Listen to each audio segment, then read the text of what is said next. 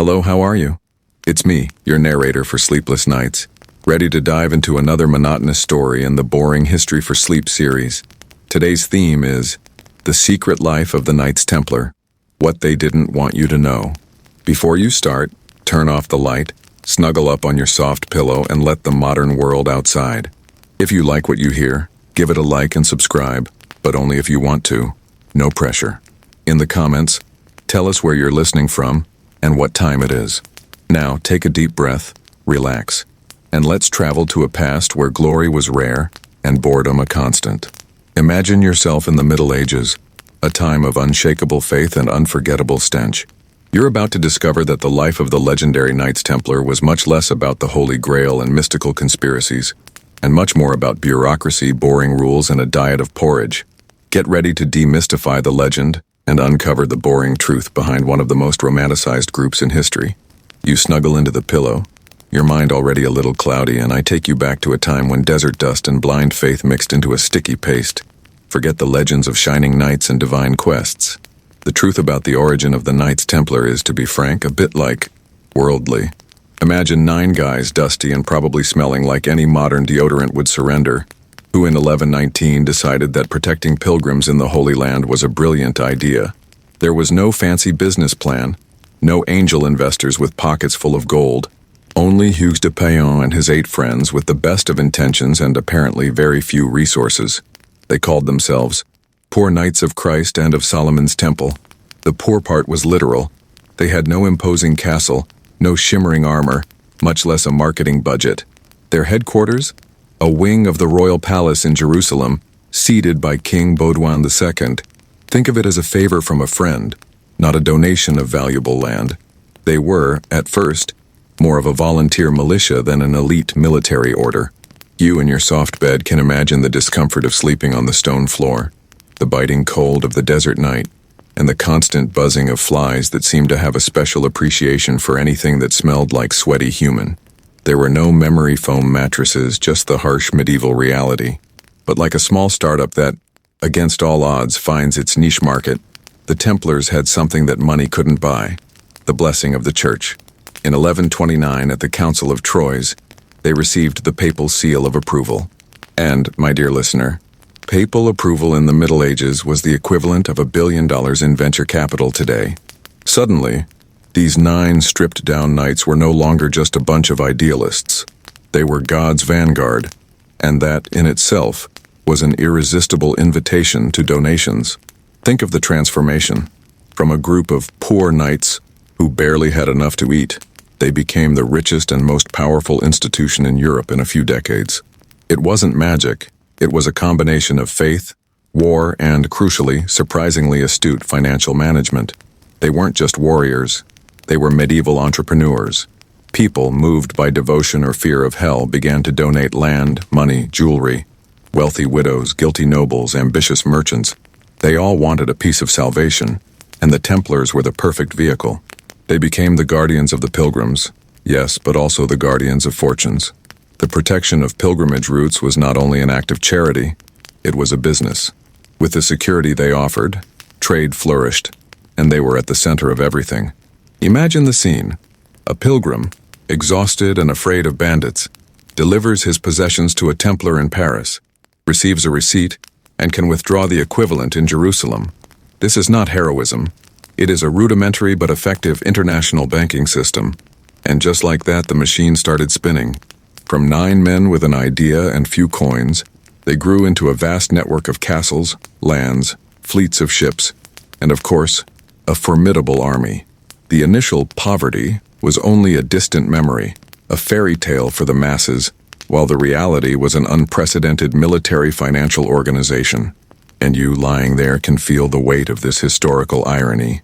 The smell of incense mixed with that of freshly minted gold, and the distant sound of coins falling into the vaults of the temple.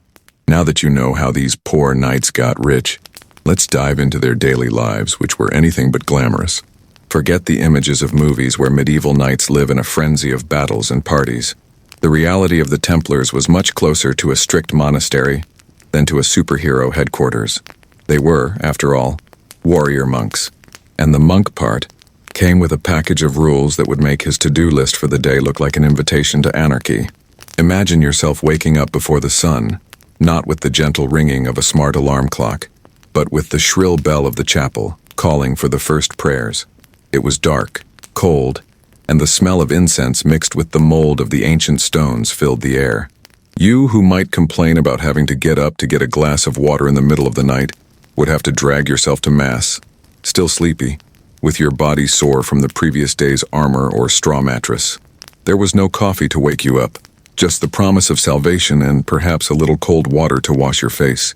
The rule of the order, inspired by the Benedictine rule, was an instruction manual for a life of disciplined boredom.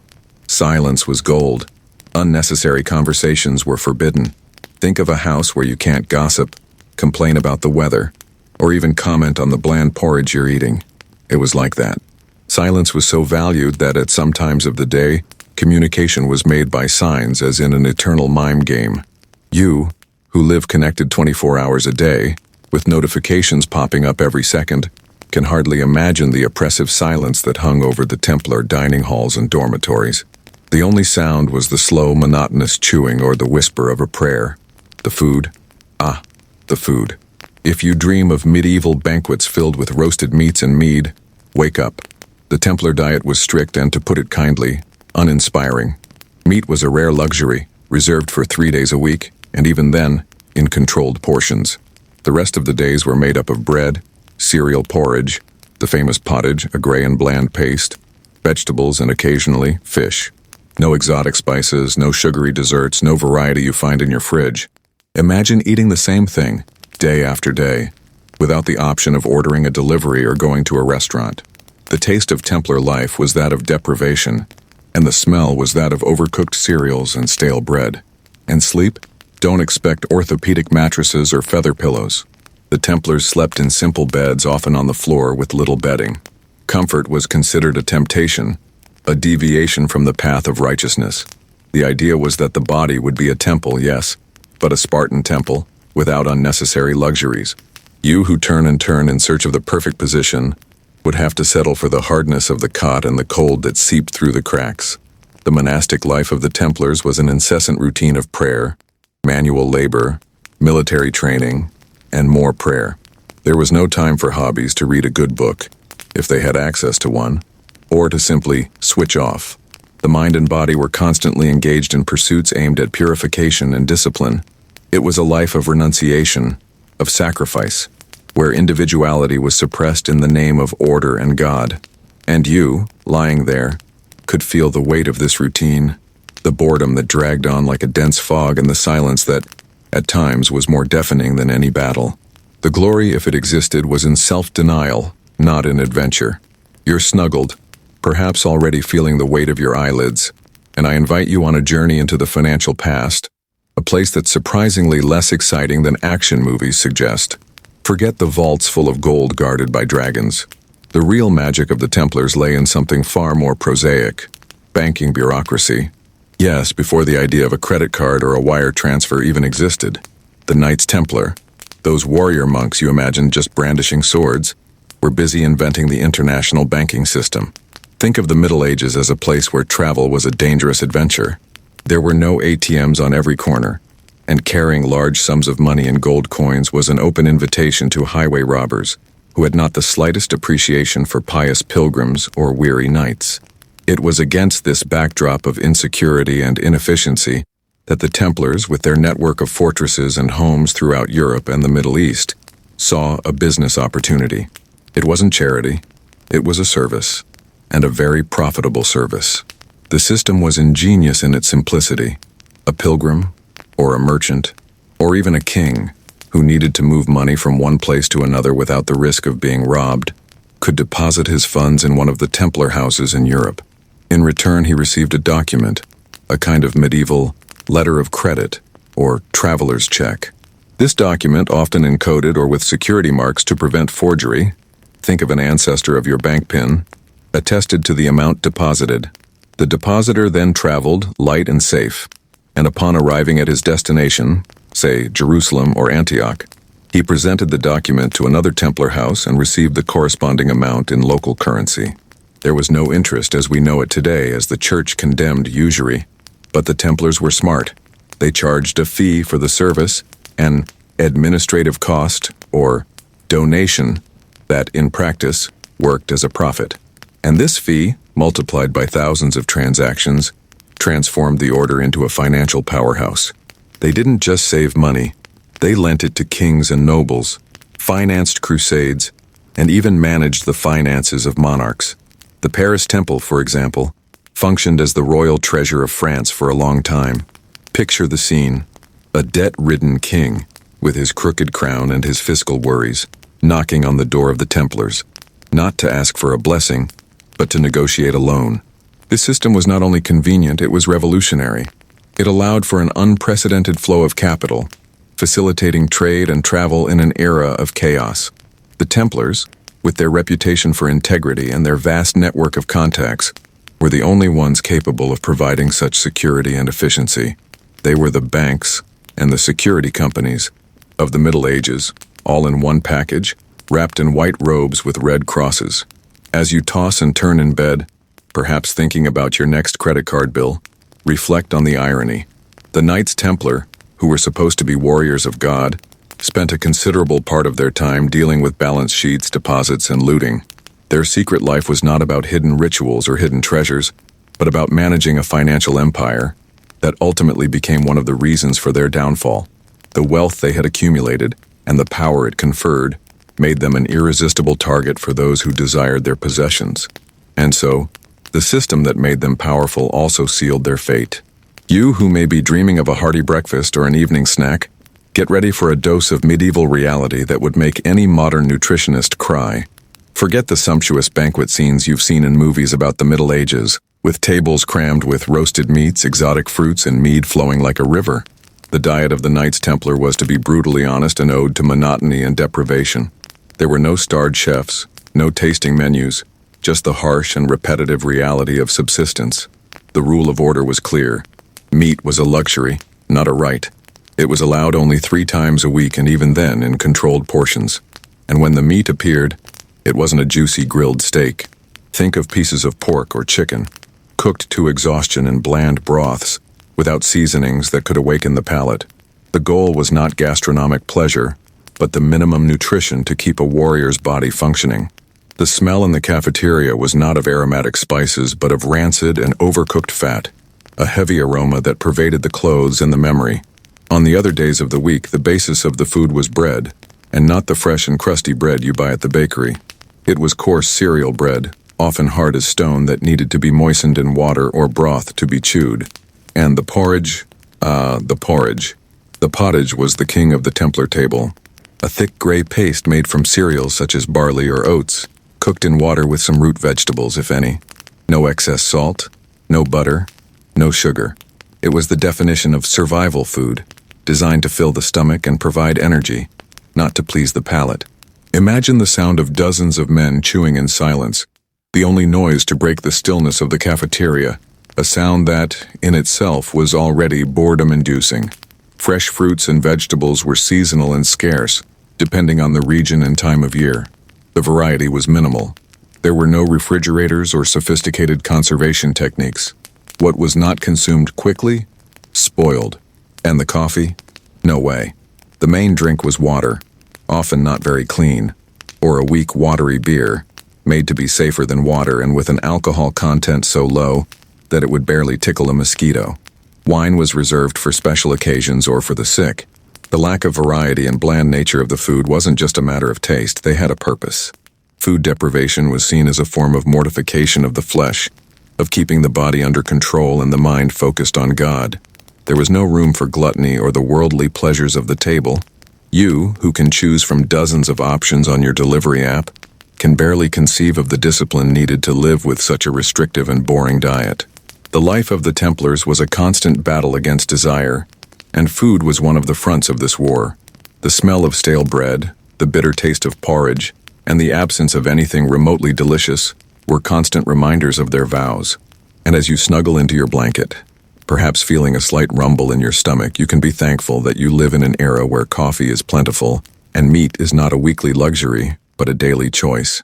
The glory of the Templars lay not in their banquets, but in their ability to endure the monotony of life, even at the table. You are there, warm and smelling good, maybe even with the aroma of your favorite soap still hanging in the air. Now, get ready for an olfactory trip to the past, a place where the concept of personal hygiene was, let's say, quite flexible. Forget about your daily showers, your scented shampoos, and your antiperspirant deodorants. The life of the Knights Templar, and most people in the Middle Ages, was a symphony of odors that would make your modern nose beg for mercy. Bathing was a rare luxury, not a routine. For the Templars, purity was more spiritual than corporeal. The rule of the order allowed bathing only on special occasions such as before major religious festivals, and even then, in moderation. Water was a precious resource. Heating was laborious, and the idea of immersing your body in a tub full of hot water every day was as absurd as having a smartphone. Think about the logistics: loading water, heating it in large cauldrons, and then disposing of it. It was a Herculean effort for something we do today without thinking. So what did a Knight Templar smell like? Well, imagine a complex and persistent mixture. There was the smell of sweat, accumulated after long hours of training in heavy armor or riding under the scorching sun. It was not the fresh sweat of a gym, but the rancid sweat that impregnates the clothes and the skin. Add to this the smell of metal, from armor that was rarely cleaned and which, over time, developed its own oxidized aroma. Mix it with the smell of leather, horses, smoke from campfires, and inevitably, urine and feces, since the sanitary facilities were rudimentary and basic sanitation, a distant utopia. The clothes, made of wool or coarse linen, were not washed often. Think of a robe that you wear for weeks on end, accumulating dirt, body fat, and all the odors in the environment. There was no laundry detergent with the fragrance of lavender, only ashes and bleach for a superficial cleansing, which disguised rather than eliminated odors. And the hair? Long and often tangled, they also accumulated dirt and oil. There were no conditioners or essential oils, just the reality of a head of hair that rarely saw soap and water. The environment also contributed to the olfactory symphony. Castles and fortresses, as imposing as they were damp, dark, and full of animal smells, spoiled food, and the constant presence of human and animal waste. The air was not purified by filters or deodorizers. It was a dense mixture of everything that existed. You who are bothered by the smell of garbage on the street can hardly imagine the intensity and permanence of these odors. Poor hygiene wasn't just a matter of comfort. It had direct health implications.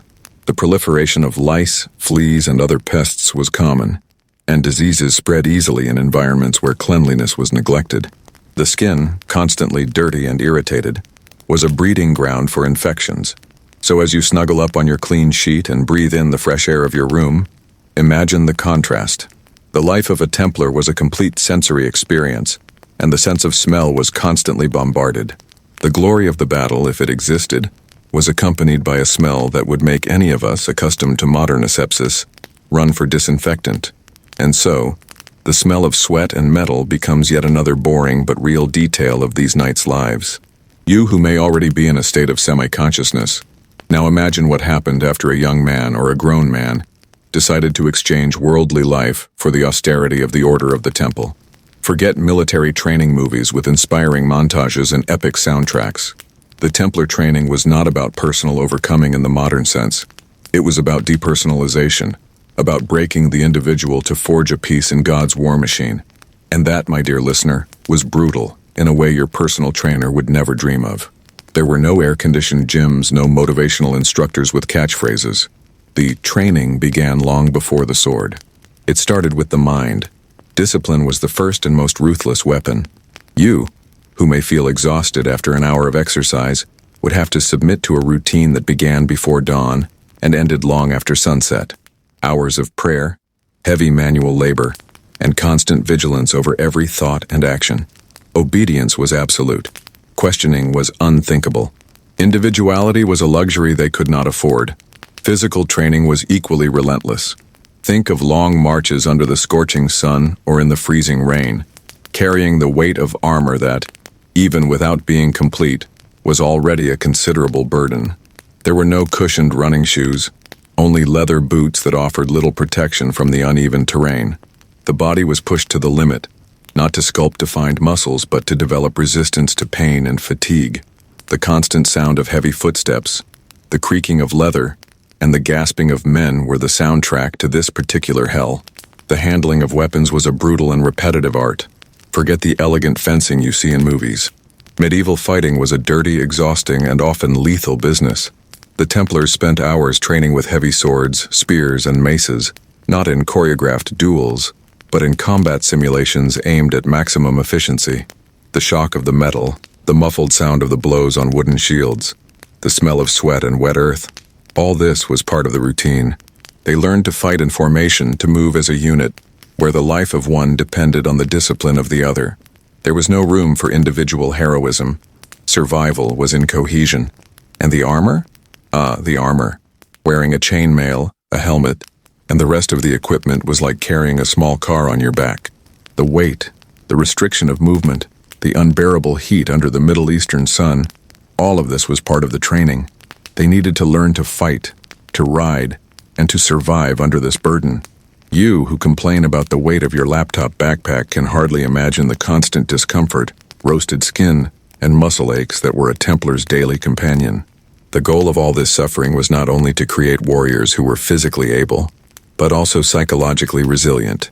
They were trained not to fear death, to see battle as a path to salvation. Pain was a tool, fatigue a test. Many couldn't stand it. Some deserted, others succumbed to illness or injury from training. The Templar discipline forged warriors of steel, yes, but it also broke spirits, turning men into fighting machines, devoid of fears and doubts, but also of much of their humanity. And as you sink into your pillow, give thanks that your biggest physical challenge is perhaps getting up to get a glass of water. You, who may already be floating in a limbo between sleep and wakefulness, can imagine a medieval army as a chaotic mass of dusty men and snorting horses. But the truth, my dear listener, is that maintaining an army, especially one as far from home as the Templars in the Middle East, was less about bravery and more about logistics that would make any modern supply chain manager break out in a cold sweat. Forget heroic charges. The real battle was against bureaucracy, distance, and inevitable inefficiency. Think about the scale of the problem. The Templars were not just a handful of knights. They were a military order with thousands of members spread across fortresses and castles in the Levant. Each knight needed armor, weapons, horses, and extra horses, because they died with alarming frequency. Food, water, and even clothing. And all of this had to be transported thousands of miles, across treacherous seas and hostile lands. There were no cargo planes, no refrigerated trucks, only slow-moving sailing ships and caravans of mules and camels. The constant sound of the wind in the sails, the creaking of the wood of the ships, the smell of salt and fish, and the monotonous rocking of the waves were the soundtrack of a voyage that lasted months. Horse maintenance, for example, was a logistical nightmare. A Templar knight could have several horses, one for battle, one for travel, and one for cargo. Each of these animals needed forage, water, and constant care. Imagine the amount of hay and grain needed to feed hundreds, if not thousands, of horses in a desert environment. Purchasing and transporting these supplies was an ongoing and expensive operation. The smell of stables, hay, and manure was a constant, a reminder of the dependence of these animals for the survival of the order. And the food for men? We've already talked about the monotonous diet, but imagine making sure that bread, porridge, and water reached every isolated fortress, often under siege. This meant organizing convoys, securing supply routes, and trading with local merchants who were not always friendly. The life of a Templar was punctuated by the anxiety of the arrival of supplies, and the taste of food was often the taste of dust and waiting. In addition to basic supplies, there was a need for military equipment. Damaged armor needed to be repaired, broken weapons replaced. This required blacksmiths, armorers, and craftsmen, many of whom traveled with the army or were based in the fortresses. The order maintained workshops and warehouses, a complex network of production and distribution that rivaled the largest companies of the time. The constant sound of the hammer on the anvil, the smell of hot metal and coal, and the sight of sweaty men working tirelessly were part of the landscape. Communication was another monumental challenge. Orders and reports had to be sent between Europe and the East and between the various strongholds. This was done by messengers who faced dangers and delays. A message could take months to reach its destination, making decision-making a slow and often obsolete process. You, who complain about an email taking 5 minutes to be answered, can hardly imagine the patience required by this rhythm. In short, the military glory of the Templars was built on a foundation of exhausting logistics and tedious bureaucracy. They were masters at moving people, goods, and information across vast distances in an era without modern technology. This feat, while unromantic, is what has really kept them operational for nearly 2 centuries. And as you drift off to sleep, you can feel the weight of this complexity, the distant hum of an administrative machine that, behind all the heroism, was the true driving force of the order. You, who may be dreaming of imposing castles and impregnable walls, now imagine yourself inside one of these Templar fortresses. Forget movie scenes with vibrant parties and knights running through the aisles. Life inside a Templar castle was, for the most part, an ode to isolation and strategic boredom. These fortresses, built to be bastions of defense, were also stone prisons, where routine was as predictable as the sunrise. Think of a castle as a fortified monastery. The thick walls, which protected against external enemies, also isolated its inhabitants from the outside world. There was no internet, no television, not even a window overlooking an interesting landscape in most of the rooms. Life was confined to inner courtyards, gloomy chapels, and Spartan dormitories. The predominant sound was that of the wind howling through the cracks, the echo of one's own footsteps in the stone corridors, and the constant creaking of the heavy wooden doors. The smell was a mixture of damp stone, fireplace smoke, and the lingering odor of men who rarely bathed. The daily routine was dictated by military and monastic discipline, waking up before dawn for prayers, followed by repetitive military training, quiet meals, and, for many, tedious administrative tasks. There was no room for spontaneity. Each day was a repetition of the last, a series of rituals and duties that stretched for hours on end. You, who may feel bored with your work routine, can hardly imagine the monotony of a life where the greatest emotion was the arrival of a messenger or the inspection of a superior. Vigilance was constant. Sentinels on the towers, eyes on the walls, the expectation of an attack that might never come. This constant tension, combined with the lack of external stimuli, created a peculiar atmosphere. The landscape seen from the battlements was often bleak. Miles of desert or barren hills dotted with a few trees and perhaps the smoke of a distant village. There was no distraction of a bustling city, nor the beauty of a lush natural landscape. The view was a constant reminder of loneliness and distance from home. Even leisure activities were limited. Simple board games, reading religious texts, for those who were literate, or monotonous conversations about military tactics or the life of the order. There was no entertainment as we know it. Creativity was stifled by discipline, and individuality was discouraged. The goal was to keep the mind focused on the mission, and the body ready for battle, but the result was often a deep, existential boredom. The maintenance of the castle itself was a never-ending task. Repairs to the walls, cleaning of the yards, organization of supplies in the warehouses. It was a physical and repetitive work, which required patience and endurance.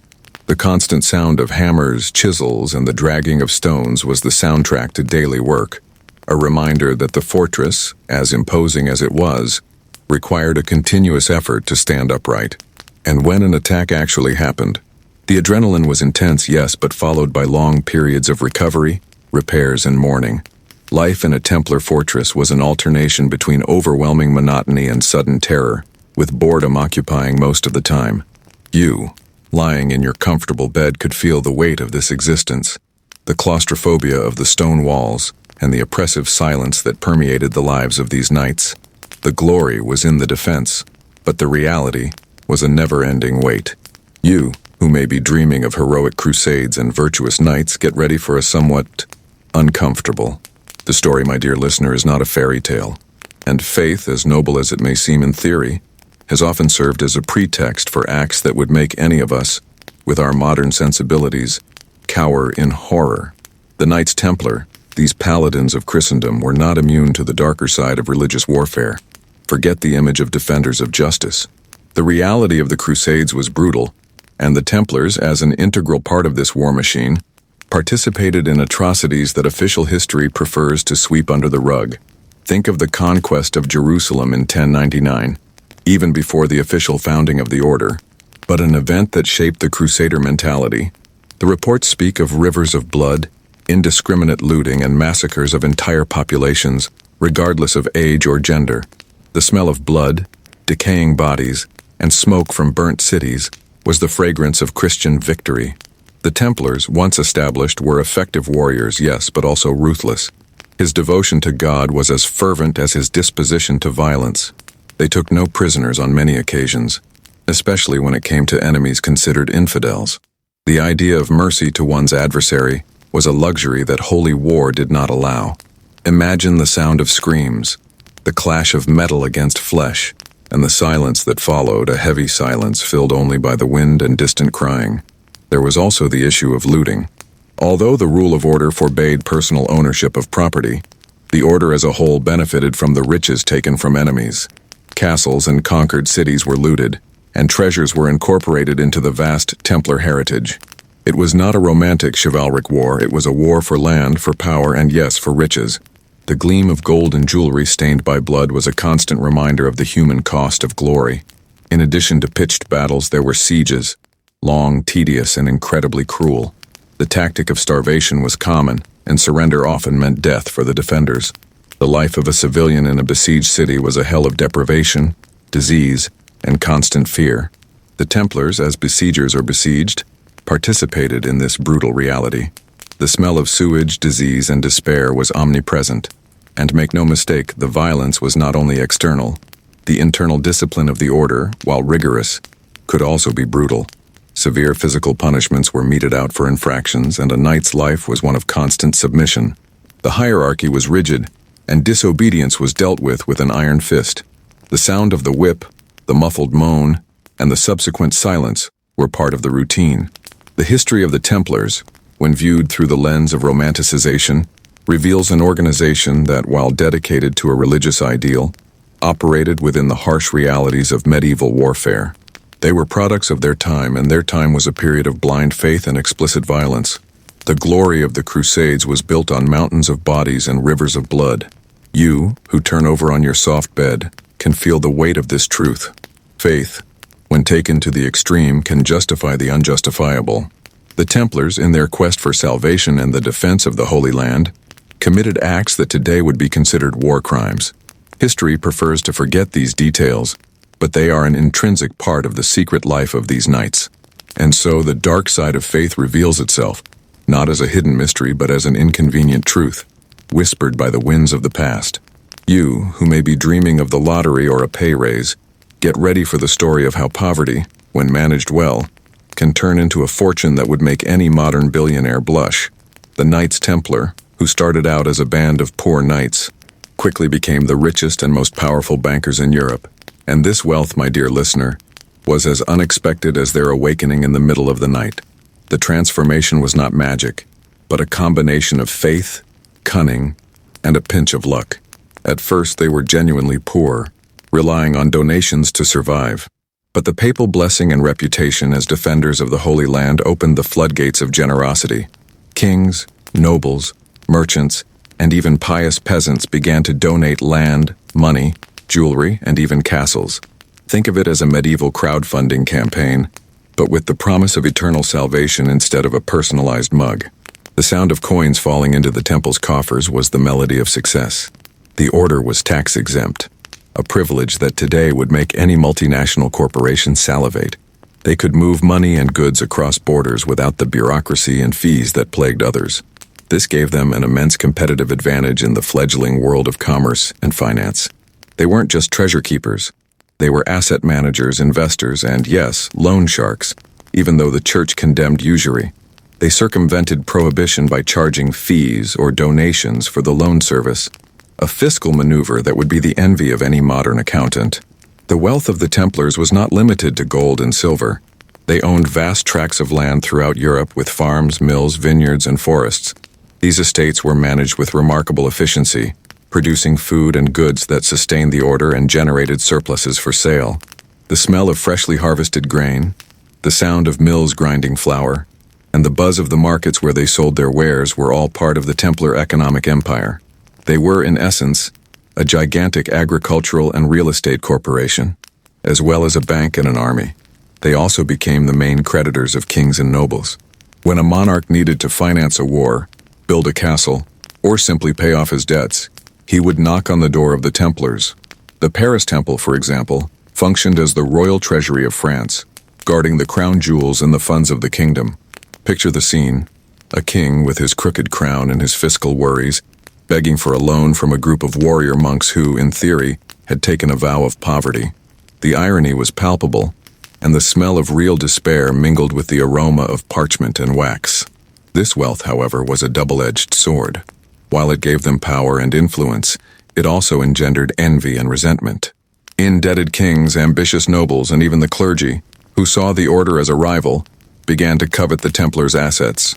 The image of the poor knights had faded, replaced by that of a fabulously wealthy organization whose coffers overflowed while many starved. The fortune of the Templars was not a secret.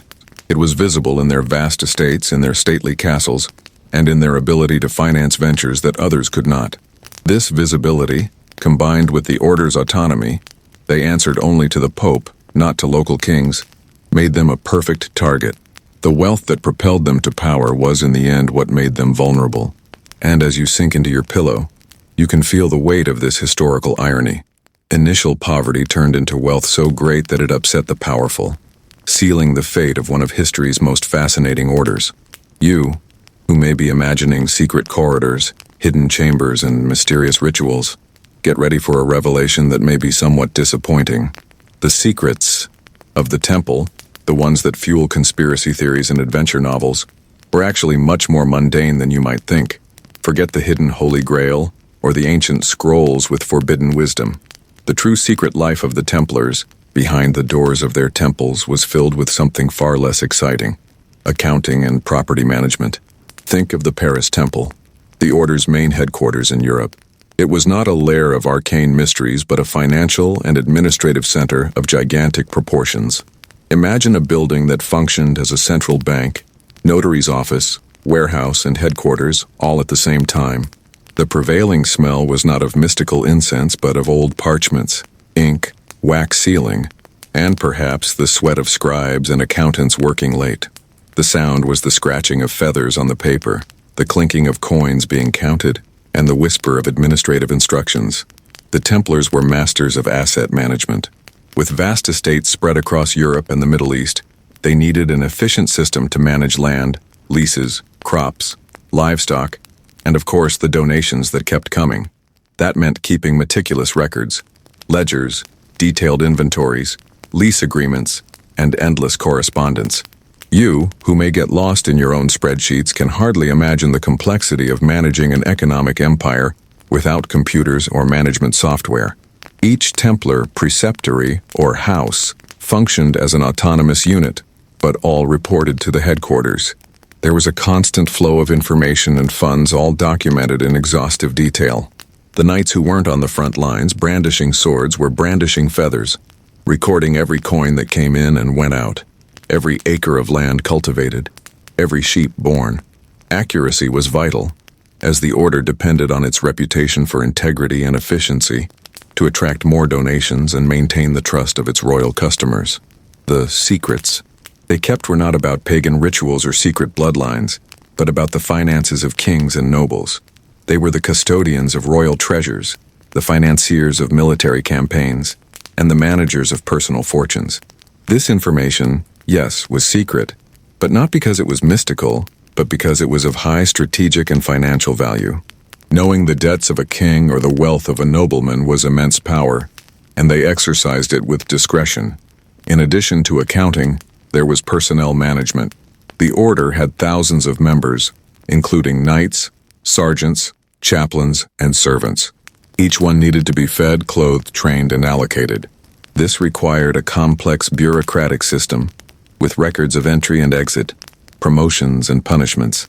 The life of a Templar, even that of the humblest servant, was recorded on some dusty parchment. Then, as you toss and turn in your bed, perhaps dreaming of hidden treasures, reflect on the most boring but equally fascinating truth. The Templars were an incredibly successful organization because they were efficient, organized, and above all, excellent administrators. His secrets were not about magic, but about the art of managing an empire in an era without technology. And that, my dear listener, is a much more real story and in some ways more impressive than any legend of lost treasures. The glory was in efficiency, not mystery. You who may be dreaming of the adrenaline of battle and the clanging of swords, get ready for a dose of reality that would make any Hollywood screenwriter yawn. The life of a Knight Templar, my dear listener, was much less about the epic glory of the battlefield and much more about the tedious but essential bureaucracy of the crusade. Forget constant heroism. The real war was fought with scrolls, feathers, and a multitude of rules. Imagine yourself a knight, not in his shining armor, but sitting in a cold, damp room with a feather in his hand, filling out forms. Yes, forms. The Order of the Temple, with its vast network of estates, fortresses, and members spread across 2 continents, required a monumental amount of paperwork. Every donation, every acquisition of land, every loan given, every supply received or sent, everything had to be meticulously recorded. The sound of the scratching of the quill on the parchment, the smell of ink and wax, and the heavy silence of concentration were the soundtrack of many hours of a Templar's day. The logistics of war, as we have already mentioned, was a monster in itself, but the bureaucracy behind it was even greater. Think supply reports, inventories of weapons and armor, casualty lists, prisoner records, and the endless correspondence with the headquarters in Paris and with the Pope. Every movement of troops, every fortification built, every negotiation with local lords, everything generated a mountain of documents. You, who feel overwhelmed with your email inbox, can hardly imagine the pile of scrolls that awaited the attention of a Templar official. And it wasn't just the external bureaucracy. The internal life of the order was governed by a series of rules and regulations that needed to be enforced and monitored. Records of discipline, punishments, promotions, transfers of members between houses. The life of a Templar was a series of checkboxes to be ticked, of procedures to be followed. Blind obedience was not just a matter of faith, but of keeping the bureaucratic machine running smoothly. The smell of sweat and frustration, mixed with that of dust and old paper, was a constant. Preparing for a battle, for example, was not just about sharpening swords and riding horses. It involved issuing detailed orders, coordinating supplies, organizing marching routes, assigning responsibilities. And after the battle came the most tedious phase, counting the dead and wounded, assessing the damage, requisitioning new supplies and men. It was a never-ending cycle of action and reaction, with bureaucracy serving as the invisible link that held it all together. The Templars were, in many ways, the first project managers in military history. They needed to plan, execute, and monitor complex operations in harsh environments, with limited resources and tight deadlines. The ability to manage this bureaucratic complexity was as crucial to his success as his bravery on the battlefield. A knight who was good with a sword but bad with numbers would not last long in the command ranks. So as you sink further into your pillow, perhaps feeling the weight of your own to-do list, reflect on the irony. The romantic image of the medieval knight is of a fearless warrior, but the reality of Templar life was that of an efficient bureaucrat. The real glory lay in the ability to maintain order in the midst of chaos, to turn complexity into efficiency, and to ensure that the crusade machine continued to turn, one scroll at a time. And that, my dear listener, is a much more boring, but infinitely more real story than any legend of epic battles. You, who may be feeling a little rebellious, thinking about breaking a rule or two, prepare for an immersion in a world where individuality was a sin and conformity was an iron-fisted virtue. The code of conduct of the Knights Templar was not a suggestion, my dear listener. It was the law, and every detail of a knight's life, from the haircut to the way he chewed his bread, was tightly regulated. Forget freedom of expression. Templar life was a meticulous choreography of obedience. Imagine living under a set of rules that dictated absolutely everything. It wasn't just about not killing or not stealing. It was about how you should dress, how you should eat, how you should speak or not speak, and even how you should comb your hair. The Rule of Order, a detailed and exhaustive document, was the instruction manual for a life without surprises. The aim was to eliminate any vestige of vanity, of ego, of anything that might distract attention from the service of God and the order. The sound of silence in the cafeteria, broken only by monotonous chewing, was a testimony to the discipline imposed. Her hair, for example, could not be long or curly. It was to be short so as not to disturb the helmet and to avoid any temptation of vanity. Beards were allowed, but they also had their rules. The idea was that the outward appearance reflected purity and inner humility. You, who spend hours choosing your hairstyle or your outfit, can hardly imagine the absence of choice, the uniformity that permeated every aspect of Templar life. The smell of wool and linen, always the same, without perfumes or lotions, was the aroma of conformity. The way of eating was also regulated, meals in silence without unnecessary conversations. The food, as we have already mentioned, was simple and unseasoned. There was no room for gourmandise or for the pleasure of the table. Eating was a necessity, not a delight. The posture at the table, the way they held the utensils, if they had any, as they often ate with their hands, everything was observed. The goal was moderation and humility, not social etiquette. Even sleep had its rules. The knights slept in ordinary dormitories with a light on, to avoid any temptation of impurity. There was no privacy, nor the luxury of a single room. The body was an instrument to be disciplined, and sleep was only a means to restore the energies for the next day of service. You, who snuggle up in your dark, quiet room, can hardly imagine the constant presence of others, the sound of other people's breathing, and the absence of any personal space. The possession of personal property was strictly prohibited. Everything belonged to the order. There was no money in his pocket, no extra clothes, no objects of sentimental value. This absence of material possessions aimed at detachment and concentration on spiritual service. The life of a Templar was a constant renunciation, a denial of the self in favor of the collective. Any deviation from these rules was punished. Punishments ranged from additional fasts and extra prayers to beatings and, in extreme cases, expulsion from the order. Discipline was strict and obedience was unquestionable.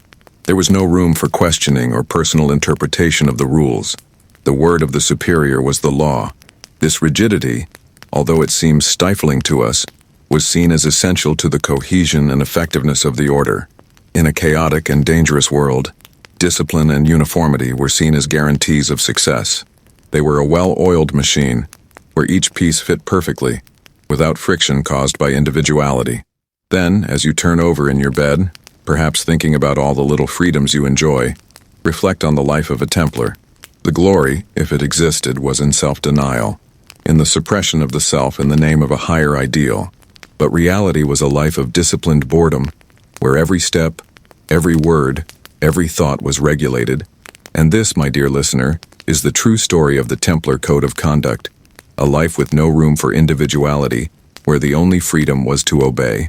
You who may be experiencing a mild cold or the headache of a sleepless night's sleep, prepare for a trip to a time when a simple scratch could be a death sentence, and glory on the battlefield was often overshadowed by the misery of dysentery. The life of the Knights Templar in the Middle East was not a parade of victories, but a constant battle against an invisible and implacable enemy, disease. The Holy Land, my dear listener, was an open invitation to plagues and diseases, and not to a banquet of glory. Forget the image of the invincible knight. The reality was that most Templars who arrived in the East did not die in combat, but succumbed to diseases that today would be easily treated with a pill. Dysentery, the race as it was known, was a constant plague. Imagine the scene. A knight in his heavy armor and his pride, suddenly stricken with violent cramps and uncontrollable diarrhea. There was no soft toilet paper, no clean toilets, only humiliation and physical exhaustion. The smell of feces, vomit, and sick bodies was a constant in the camps and fortresses, a nauseating aroma that mixed with the heat and dust. Poor hygiene, as we have already discussed, was a crucial factor. Contaminated water, poorly preserved food, and the proximity of hundreds of men in unsanitary conditions created a perfect breeding ground for the proliferation of bacteria and viruses. Mysterious fevers, skin infections, and respiratory illnesses were daily companions. You who have access to filtered water and chilled food can hardly imagine the constant risk of every sip of water or every piece of bread. Battle wounds, even minor ones, were often fatal. There were no antibiotics, no sterile surgeries. An arrow that only scratched the skin could lead to widespread infection and a slow, painful death. Amputation was a common solution for gangrenous limbs, performed without anesthesia, with the sound of the patient's screams and the smell of burning flesh. Pain was a constant, and the hope of recovery, a luxury. The climate of the Middle East was also an enemy. The scorching summer heat, Dehydration and heat strokes were serious problems for men accustomed to the milder climate in Europe. The merciless sun, which tans their skin on vacation, was an agent of exhaustion and disease for them. And in winter, the cold and humidity brought their own ailments, such as colds, flu, and pneumonia. The life of a Templar was a health lottery. You could survive dozens of battles only to be knocked down by a fever or a gut infection. Death came not only with the glory of the sword, but with the humiliation of a bed of straw, surrounded by other sick people, with the constant sound of coughing and groaning. There were no modern hospitals, only rudimentary wards where the only cure was prayer and perhaps some herbs. Mortality was very high. Each year the order needed new recruits to replace those who died not only in combat, but, for the most part, from disease.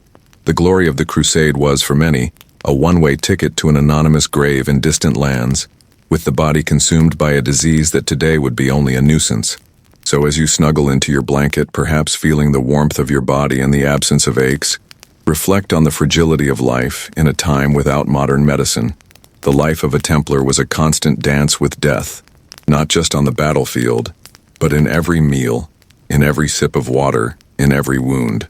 Glory was rare, but dysentery and plagues were a certainty. And that, my dear listener, is the unvarnished truth about the life and death of these knights. You, who may be imagining a scenario of incessant conflict, with Christian and Muslim knights always on the warpath, prepare yourself for a dose of medieval pragmatism that would make any idealist sigh with boredom. The relationship of the Knights Templar with the local populations in the Middle East, my dear listener, was much less about epic crusades and much more about trade agreements, forced coexistence, and occasionally a surprising dose of mutual tolerance. Forget the uninterrupted holy war. The reality was a tangle of interests that made everyday life an exercise in diplomacy and expediency. Think of the Holy Land not as a homogeneous battlefield, but as a complex mosaic of cultures, religions, and ethnicities. There were Muslims, Christians of various sects, Orthodox, Maronites, Armenians, Jews, and Druze, all living side by side, often under Crusader rule. The Templars, although an occupying force, needed to interact with this population in order to survive. There was no way to sustain their fortresses and their men without local commerce, without the labor of peasants and artisans, and without the knowledge of guides and informers. The sound of coins exchanged in the markets, the buzz of different languages, and the smell of spices and agricultural products were the soundtrack of coexistence. Despite the rhetoric of holy war, daily life required surprising pragmatism. The Templars, as large landowners, had Muslim and Christian peasants working on their land. They collected taxes, administered local justice, and in return offered protection. It was not a relationship of equality, but it was a relationship of interdependence. Imagine a Knight Templar with his red cross on his chest, negotiating the price of wheat with a Muslim peasant, or settling a land dispute between two neighbors. The scene is less heroic and more bureaucratic, but it was the reality. There were also trade agreements with Muslim cities and rulers. The Templars, with their vast network of contacts and their ability to secure trade routes, were valuable partners. They facilitated trade between East and West, and often, truces and peace treaties were more about ensuring the flow of goods than about religious ideals. The smell of silk, incense, and olive oil carried by caravans crossing borders was the aroma of profit that united potential enemies. In times of peace, coexistence was even more evident. Christian pilgrims visited holy sites that were also venerated by Muslims and Jews. There was a cultural exchange, albeit limited, and even a mutual respect for certain practices and beliefs. The Templars, who had lived in the East for generations, were more familiar with the local customs than the newcomers from Europe. They learned to speak Arabic, understand the nuances of local politics, and navigate a world that was far more complex than the simple Christian versus Muslim dichotomy. Of course, there were conflicts. War was a constant reality, and atrocities happened on both sides. But the image of an uninterrupted war is an oversimplification. There were long periods of truce, negotiation, and coexistence, driven by economic necessity and the exhaustion of war. The life of a Templar was not just fighting, it was also about managing, negotiating, and sometimes ignoring religious differences in the name of practicality. So as you snuggle up on your pillow, perhaps thinking of grand narratives of heroes and villains, reflect on the more nuanced truth. History is full of shades of gray, and the life of the Templars in the Middle East was a perfect example of this. The glory of the crusade was often overshadowed by the tedious but essential task of living with the enemy, of making deals, and of ensuring that life went on despite differences.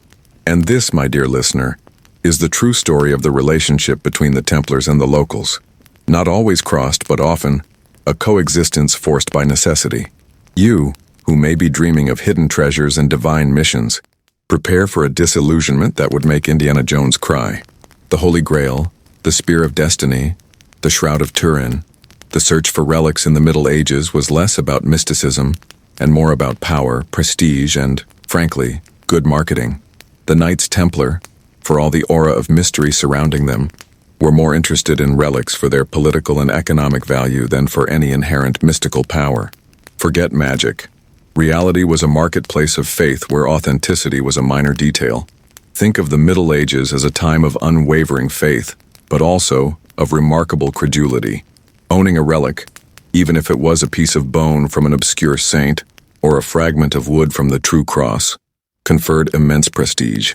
It attracted pilgrims, donations, and of course the divine blessing, or at least the belief in it. For the Templars, who were a military and financial order, having relics was a valuable asset. It was not about the spiritual power of the object itself, but about the power it conferred on the order. The sound of coins falling into the donation boxes of shrines that housed relics was the melody of success. The search for these relics was not an epic journey of self-discovery, but often a shrewd negotiation, or in some cases a less honorable acquisition. There was a flourishing market for relics with both sellers and buyers, and authenticity was often questionable. A piece of cloth stained with blood could be sold as a fragment of Christ's robe, and any bone, as an apostle's phalanx. Credulity was the currency, and faith was the engine. The smell of incense, candle wax, and crowds gathered around a reliquary was the aroma of devotion and commerce. The Templars, with their vast network and their presence in the Holy Land, were in a privileged position to acquire these gems. They were not looking for the Grail to drink from it and achieve immortality. They were looking for objects that could be displayed in their chapels, attracting pilgrims and consequently more donations. A famous relic could transform a modest chapel into a pilgrimage center, generating income and influence. It was an investment, pure and simple. The legend of the Holy Grail, which has become so intrinsically linked to the Templars in popular culture, is a perfect example of how fiction can obscure reality. Most Grail legends arose long after the Order's founding, and there is no historical evidence that the Templars were actively searching for it. They were busy with much more mundane things, managing their lands, protecting pilgrims, and their own financial interests, and fighting the enemies of Christendom. The idea of a magic chalice was a fairy tale to entertain the masses, not a priority for a military financial order. The truth is that the life of a Templar was much more about managing tangible assets than searching for mystical artifacts. They were pragmatic, and faith, while central to their lives, was also a tool. The relics were valuable because people believed in them, and this belief could be monetized and used to strengthen the order. So as you sink into your pillow, perhaps dreaming of adventures and mysteries, reflect on the most boring but equally fascinating truth. The search for relics was a business, and the Templars were masters of it. The glory was not in finding a magical object, but in using people's beliefs to build an empire. And that, my dear listener, is the true story of the Grail myth. Less mysticism, more expectation management, and of course, lots of money. You, who may be dreaming of ascension and success, get ready for a story of how the top can be the most dangerous place of all. The Knights Templar, who you already know, transformed themselves from poor knights into a financial and military powerhouse, discovered the most brutal way that power and wealth, when accumulated in excess and without due humility, can become a death trap. Their fall, my dear listener, was not a lightning bolt in a blue sky. It was a tragedy foretold, written on the lines of their own balance sheets and in the envy of kings. They were immensely wealthy, with land, castles, and a banking network that stretched across Europe. They were autonomous, answerable only to the Pope, which made them a kind of state within the state in many kingdoms. This autonomy, which had once been a blessing, began to be seen as a threat by European monarchs, especially those who were deep in debt and coveted the fortune of the order. The sound of gold in the Templar coffers was a siren song for indebted kings. The loss of the Holy Land, culminating in the fall of Acre in 1291, was a devastating blow to the image of the Templars. They were founded to protect the pilgrims and defend the Crusader kingdoms. With the loss of these territories, their main raison d'etre was questioned. Public opinion, once fervent in its support, began to turn against them. People wondered, if they were so powerful and rich, why couldn't they keep the Holy Land? The smell of defeat and disillusionment hung in the air, replacing the aroma of incense and glory. Moreover, the very nature of the order, with its secret rituals and closed hierarchy, began to breed distrust. In an age of superstition and fear, what was not understood was easily demonized. Rumors and slander began to circulate, fueled by those who had an interest in discrediting the order. The whisper of heresies and occult practices began to spread like a poison, turning admiration into suspicion. The main architect of the fall of the Templars was Philip IV of France, known as the Fair. He was an ambitious king, with an expanding kingdom and, crucially, in a desperate financial situation. He had already squeezed the Jews and the Italian bankers. The Templars, with their vast wealth and their tax immunity, were the next logical target.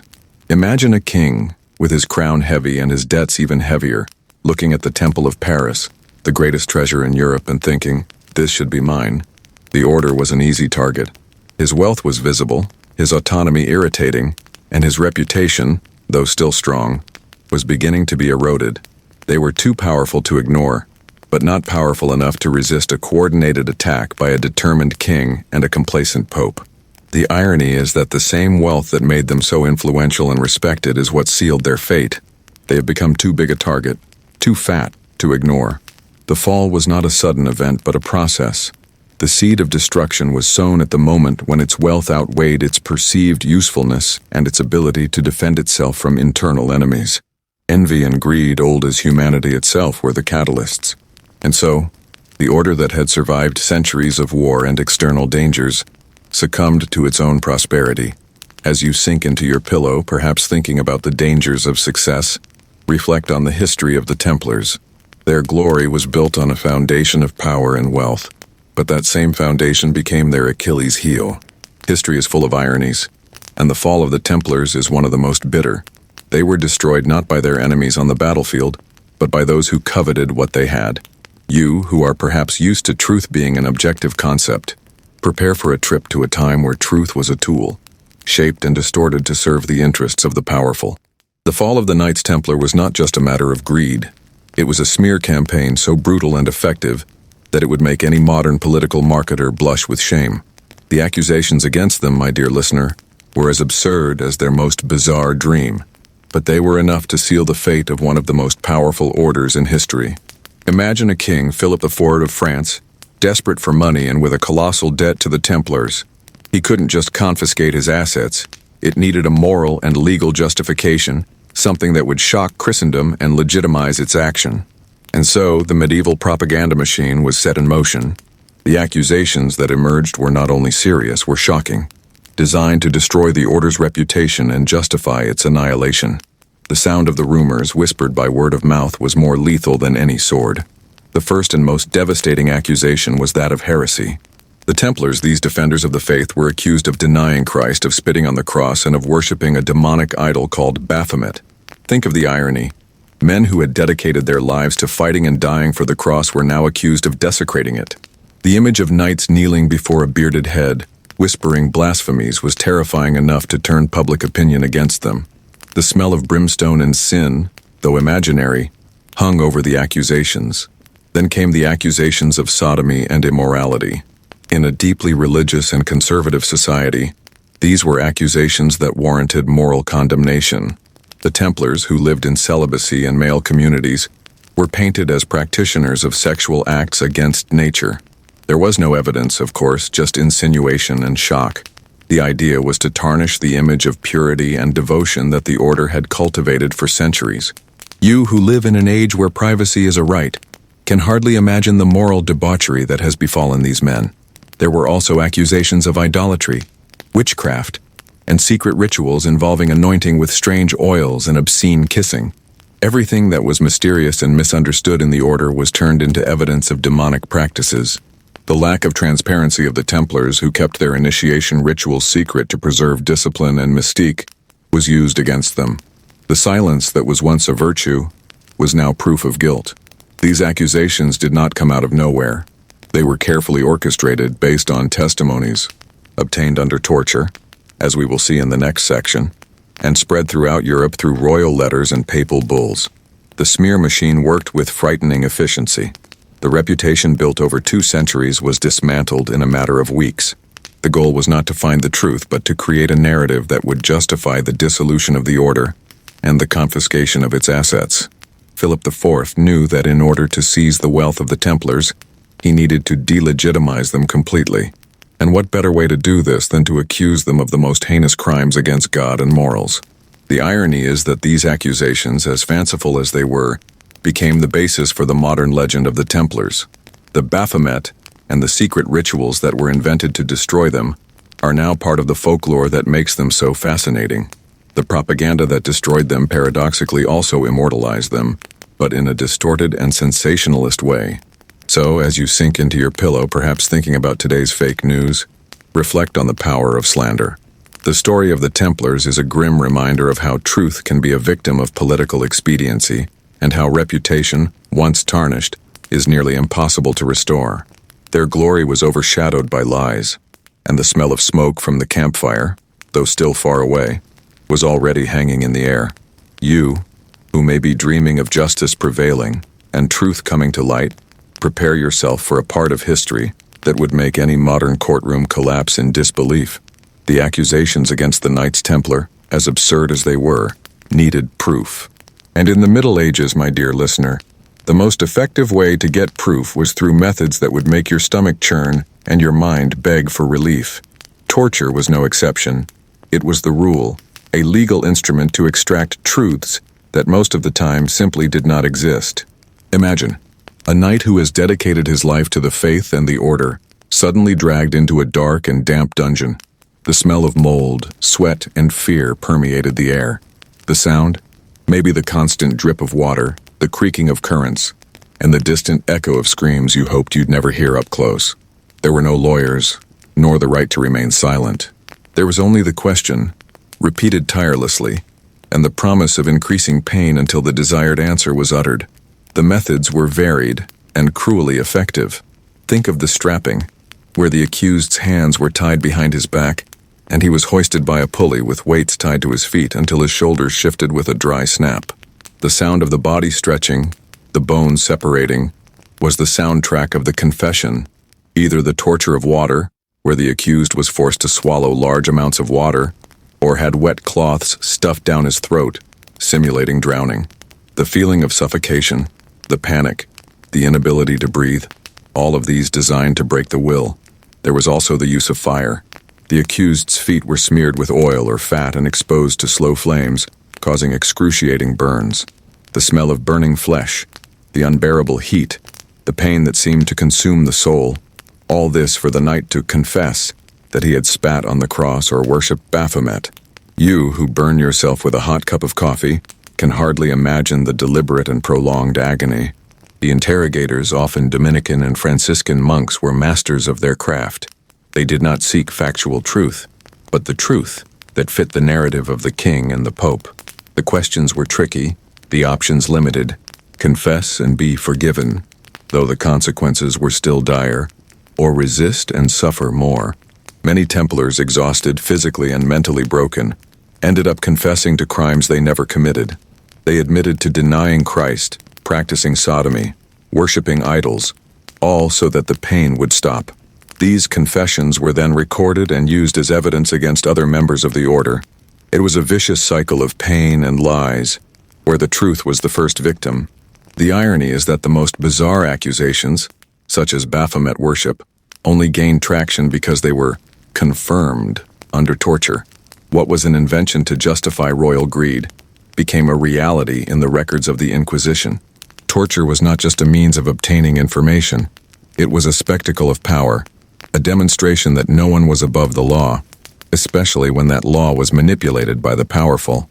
The silence that followed a torture session, the muffled moan of a broken body, was a grim reminder of what happened when justice was replaced by political expediency. Then, as you sink into your pillow, perhaps feeling the warmth of your body and the absence of pain, reflect on the fragility of truth in a world without basic rights. The story of the Templars is a grim reminder of how human cruelty can be limitless when justified by ideologies and greed. The truths, extracted under torture, were not revealed secrets, but fabricated lies which tarnished the reputation of an entire order and led to its destruction. And that, my dear listener, is the true story behind the Templar Confessions, a symphony of pain and deceit. You who may be thinking about your own debts or the approaching credit card bill, get ready to meet a king who took the art of avoiding payments to a whole new level. Philip IV of France, known as the Fair, although his beauty was more a matter of royal propaganda than facial features, was an ambitious monarch with an insatiable appetite for power and, unfortunately for his subjects and creditors, a remarkable talent for spending more than he could collect. And the Knights Templar, my dear listener, with their overflowing coffers and their reputation as efficient bankers, were the perfect target for their cunning. Imagine an ever-expanding kingdom, with costly wars against England and Flanders, and an increasingly complex and costly royal administration. Philip IV needed money, a lot of money. He had already tried several tactics to fill his coffers. He devalued the currency, which caused inflation and popular revolt, expelled the Jews from France, confiscating their property, a maneuver he would later repeat with the Italian bankers, and even tried to tax the clergy, which put him on a collision course with Pope Boniface VIII. And who was Philip IV's biggest creditor? Yes, you guessed it, the Knights Templar. They were not only the custodians of the royal treasury in the Paris Temple, they were the main financiers of his military campaigns and grandiose projects. Think of them as the central bank of medieval France, but a bank that the king could not control directly, as they answered only to the Pope. This autonomy, combined with the vast wealth of the order, was an affront and an irresistible temptation to a monarch who saw himself as the supreme authority in his realm. The situation was untenable for Philip. He owed a fortune to the Templars, and the prospect of paying off that debt was as appealing as a diet of oatmeal. But Philip was not a king to pay his debts. He was a king of finding creative solutions to his financial problems, even if those solutions involved the destruction of a venerable military religious order. The smell of greed and royal despair hung over the palace. The idea of simply confiscating the assets of the Templars without a justification would be an international scandal and an invitation to excommunication. Philip needed a pretext, something that would shock Christendom and legitimize his action, and that's where the propaganda machine, which we discussed earlier, came into play. The accusations of heresy, sodomy, and idolatry were not just slander. They were the perfect smokescreen to hide the real motive: royal greed and desperate need for money. Philip's plan was simple and brutally effective. Arrest all the Templars in France in a single day, accuse them of heinous crimes, torture them to obtain confessions, and then use this evidence to justify the dissolution of the order and the appropriation of its property. The silence of the night of October 13, 1307, when arrest warrants were executed simultaneously throughout France, was the prelude to one of the greatest injustices in history. The irony is that the Templars, who were masters of finance and logistics, were caught off guard by an attack that was, in essence, a financial ploy disguised as a religious crusade. They had amassed so much power and wealth that they had become too big a target to be ignored by a cunning and unscrupulous king. Philip IV's debt was not just a burden, it was a death sentence for the order.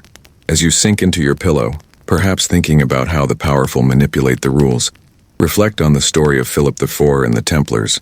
Their glory was overshadowed by the greed of a king, and the smell of smoke from the campfires, though still distant, was already the harbinger of a tragic end. History is full of lessons, and one of them is that sometimes the greatest threat comes not from the battlefield, but from the treasure room of a debt-ridden king. You who may be dreaming of happy endings and heroic twists, prepare yourself for the harsh reality that not every story has a glorious ending. The dissolution of the Order of the Knights Templar, my dear listener, was not an act of divine justice, but the result of a political and financial conspiracy that culminated in one of the greatest purges in medieval history. The end of the order was not a battle cry, but a whisper of betrayal and the crackling of bonfires. Imagine the shock and terror that spread across Europe when the news spread. The venerable Knights Templar, the defenders of the faith, were being arrested, tortured, and accused of the most heinous crimes. October 13th, 1307, a Friday, has gone down in history as the day Philip IV of France cast his net, imprisoning hundreds of Templars throughout his kingdom. There was no warning, there was no prior trial, only the brutality of surprise, the sound of doors being broken down, the shouts of command and the dragging of chains echoed through the convents and houses of the order. The process that followed was a judicial farce. Under torture, many knights confessed to the crimes of heresy, sodomy, idolatry, and denial of Christ.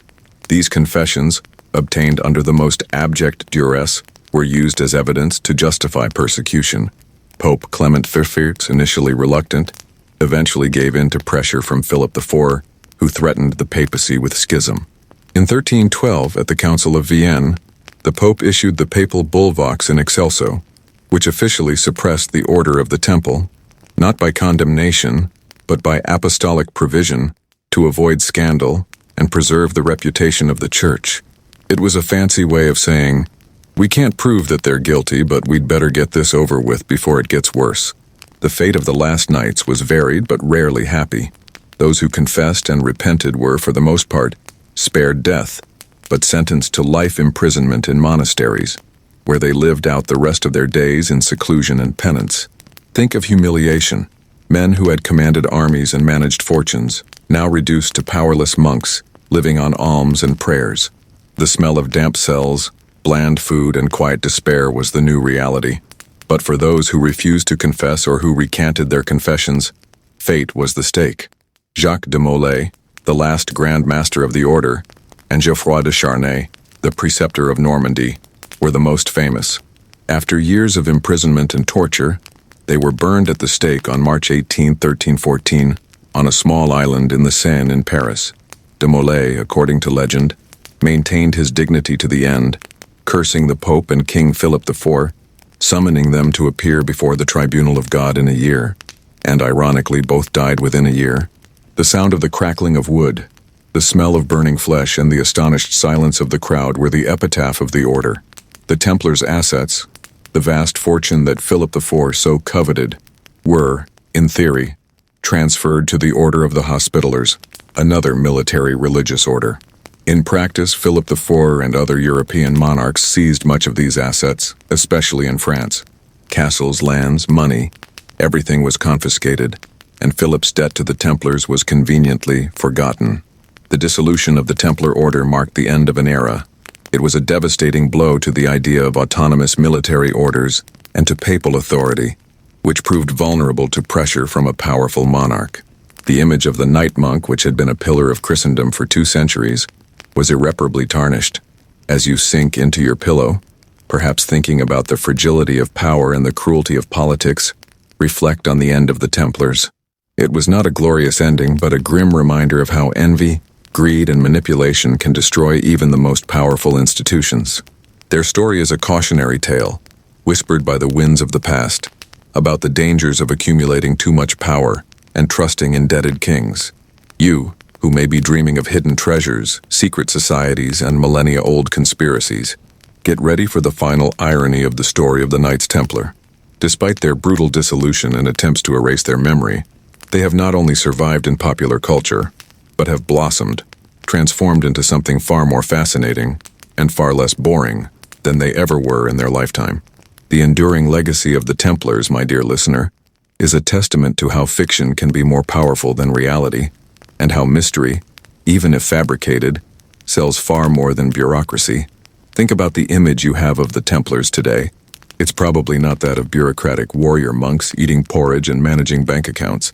No, the image that haunts popular culture is that of guardians of ancestral secrets, protectors of the Holy Grail, masters of occult rituals, and a lineage that has survived clandestinely to this day. The sound of conspiracy theories, whispered on internet forums and in bestsellers, is the soundtrack to his immortality. This romanticization began almost immediately after his fall. The brutality of their persecution, the absurd nature of the accusations, and the dignity of figures like Jacques de Molay at the stake, all created fertile ground for legends. People, shocked by what had happened, began to fill in the gaps with stories of heroism and martyrdom and, inevitably, of secrets. The smell of mystery, of something forbidden and hidden, was much more attractive than the prosaic truth. Freemasonry, for example, in the 18th century, began to incorporate Templar elements into its rituals and symbology, claiming a spiritual, rather than historical, lineage of the order. This gave a new lease of life to the legend, associating the Templars with secret societies and esoteric knowledge. Suddenly, the Knights were not just warriors. They were guardians of an ancient wisdom, passed down from generation to generation. You, who may be interested in codes and symbols, can hardly imagine the proliferation of societies and rituals that were inspired by the aura of mystery of the Templars. The 20th and 21st centuries took this romanticization to a new level. Books like the Da Vinci Code and video games like Assassin's Creed have turned the Templars into protagonists of global narratives, sometimes as heroes, sometimes as villains, but always as central figures in great conspiracies that shape the history of humanity. The Holy Grail, which in historical reality was a medieval legend with no direct connection to the order, became the supreme treasure that the Templars supposedly guarded. The Baphomet, the demonic figure invented to incriminate them, was reframed as a symbol of occult knowledge. The irony is that the same accusations that were used to destroy them, heresy, secret rituals, idol worship, are exactly the elements that made them so attractive to popular culture. What was a brutal slander turned into a seductive myth. The boring truth of his daily life, his finances, and his bureaucracy has been replaced by a fantasy of mystery and power. Today, the Templars are a cultural phenomenon. There are movies, series, books, games, documentaries, and even groups that call themselves New Templars. They are a symbol of resistance, of secrecy, of hidden power. The real story, with its mundane details and predictable tragedy, is often ignored in favor of a more exciting narrative. As you sink into your pillow, perhaps thinking about how reality is often less interesting than fiction, reflect on the legacy of the Templars.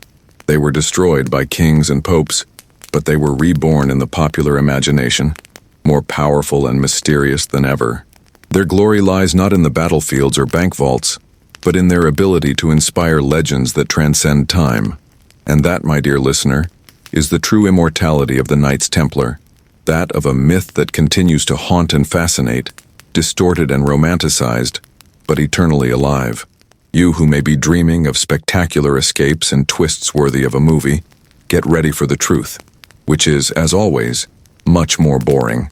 The purge of the Knights Templar did not only result in burnings and arrests. For many, it meant a life after the temple that was, in a way, a living death. What happened to the knights who survived the fury of Philip IV and the complacency of the Pope? My dear listener, most of them have not found freedom but a new form of captivity, devoid of glory and full of monotony. Imagine yourself a knight, accustomed to military discipline, the camaraderie of the order, and the promise of a glorious death in battle.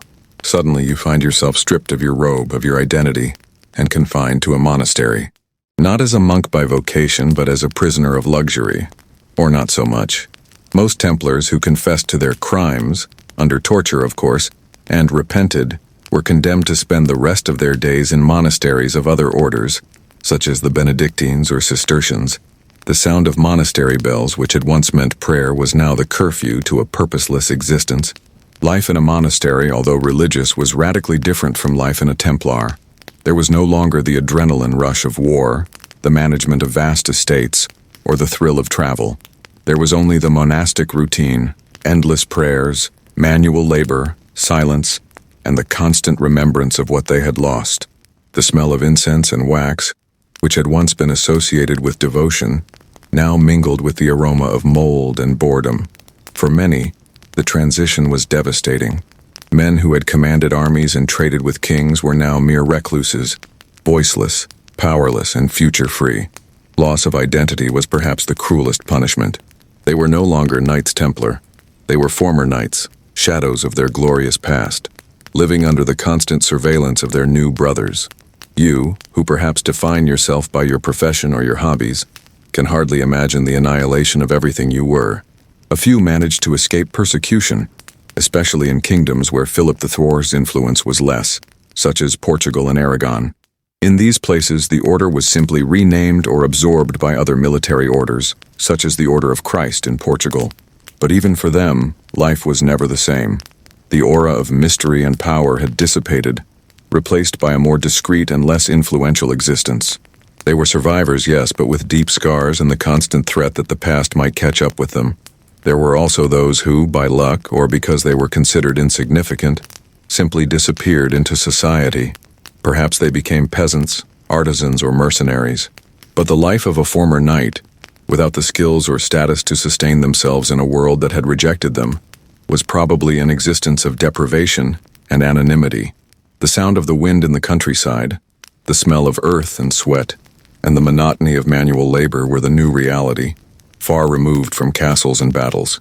The irony is that for many Templars, survival meant a form of living death. The glory of the order had turned to shame, and the purpose of their lives to avoid. They were spared the stake, but condemned to a lackluster existence, without recognition, and without the camaraderie that defined their former life. As you sink into your pillow, perhaps thinking about second chances and new beginnings, reflect on the fate of these knights. Life after the temple was not an adventure, but a slow and painful disintegration of identity and purpose. And that, my dear listener, is the true story of the survivors. An existence of boredom and oblivion, far more effective in erasing the memory of the order than any bonfire. You, who may be dreaming of treasure maps marked with an X and chests full of gold coins, get ready for the most boring of revelations. The lost treasure of the Knights Templar, the one that fuels the imagination of fortune hunters and movie screenwriters, was actually much less about piles of gold and jewelry, and much more about something that would make any modern accountant salivate: documents and property. Forget the glitter of gold. The real treasure was the paper and the smell of ink and old parchment. Imagine the frustration of Philip IV of France. He had orchestrated one of the largest confiscation operations in history, arresting hundreds of Templars and charging them with the most heinous crimes, all with the goal of seizing their vast wealth. He expected to find chests overflowing with gold, silver, and precious stones. What he found, for the most part, was a complex web of properties, debts receivable, and yes, a monumental amount of documents. The sound of keys turning in locks, the expectation of finding riches, and the disappointment of seeing only piles of papers must have been quite an anticlimax. The Templars, as we have already discussed, were masters of finance and asset management. Their wealth was not concentrated in a single place like a pirate treasure. It was dispersed in hundreds of preceptories, castles, farms, mills, and vineyards throughout Europe and the Middle East. The treasure was the productive lands, the buildings, the herds, the crops, and crucially the records of all these possessions and the debts that kings and nobles owed to the order. The smell of damp earth, hay, and animals, mixed with the aroma of paper and wax, was the true perfume of Templar wealth. When Philip IV confiscated the Templars' assets in France, he did not find a magic chest. He found a real estate and financial empire that needed to be managed, valued, and eventually liquidated. Most of the treasure was real estate, which could not simply be transported or hidden. Castles and lands do not disappear into thin air.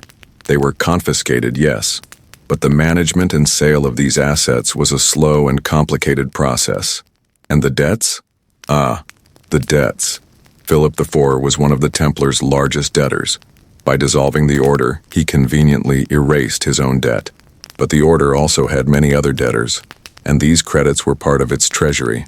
The attempt to collect these debts, or to transfer them to the Hospitallers, to whom the Templar goods were to be officially transferred, was a bureaucratic nightmare. Many debtors simply refused to pay, claiming that the order no longer existed, or that the debts were invalid. The sound of medieval lawyers arguing over contracts and property titles must have been deafening.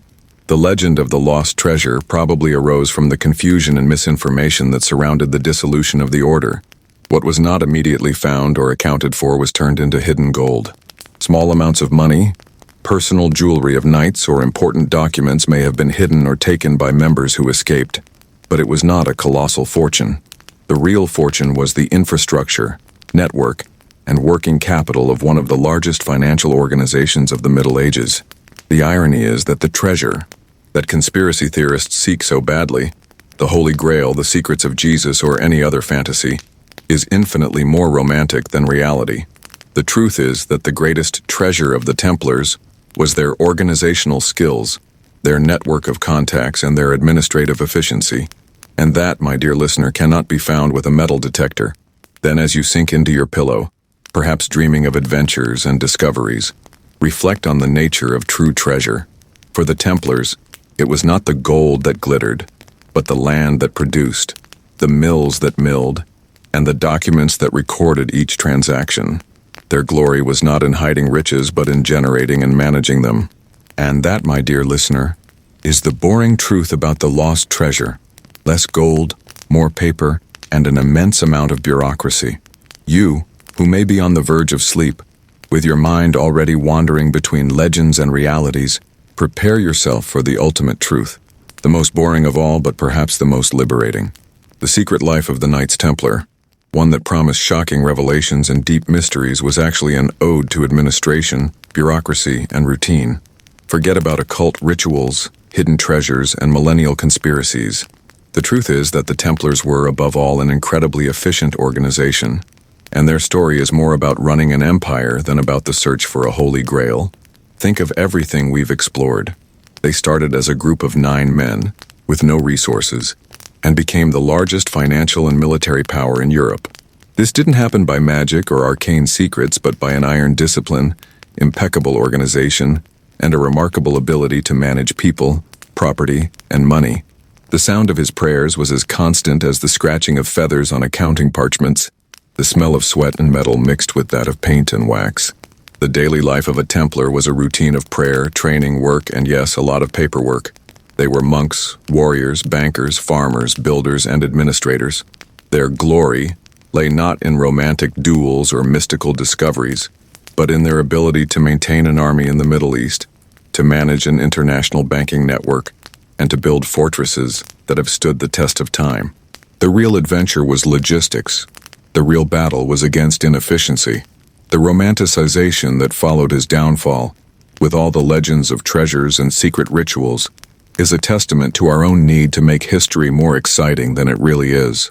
We would rather believe in secret societies and conspiracies than in the reality that great deeds are often the result of hard work, organization, and a good deal of boredom. The truth is that history is often prosaic, and the life of the Templars is a perfect example of this.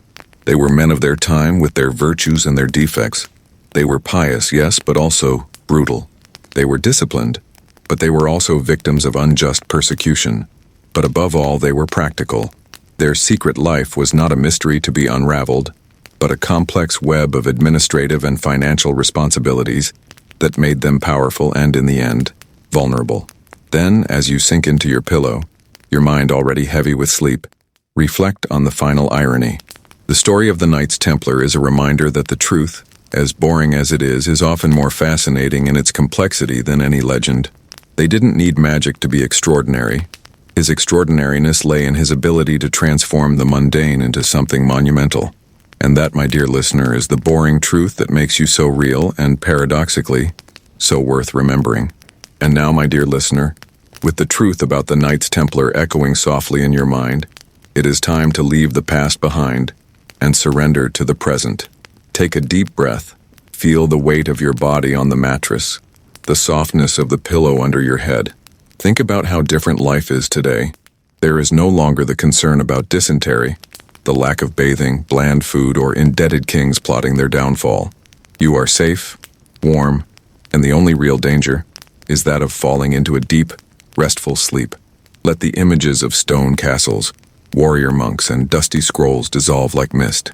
The clang of the swords turns into the soft whisper of the wind outside. The smell of sweat and metal gives way to the clean scent of your room.